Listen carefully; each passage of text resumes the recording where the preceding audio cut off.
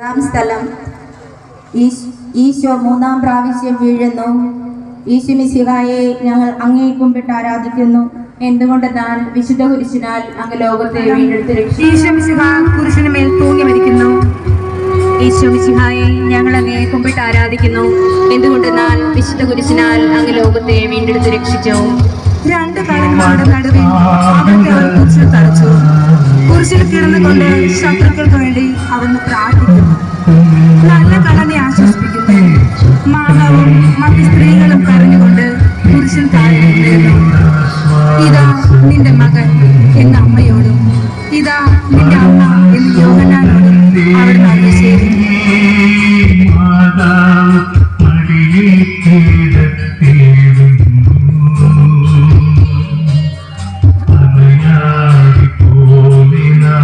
എന്റെ പിതാവേ, അങ്ങേ കൈകൾ എന്റെ ആത്മാവിനെ ഞാൻ സമർപ്പിക്കുന്നു എന്നറിയിച്ചത് അവിടുന്ന് മരിച്ചു.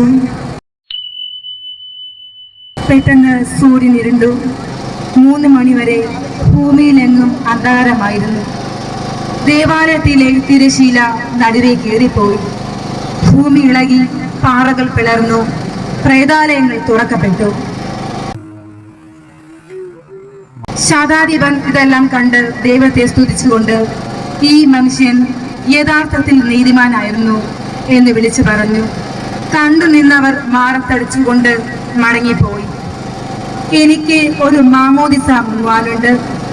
അത് പൂർത്തിയാകുന്നതുവരെ ഞാൻ അസ്വസ്ഥനാകുന്നു.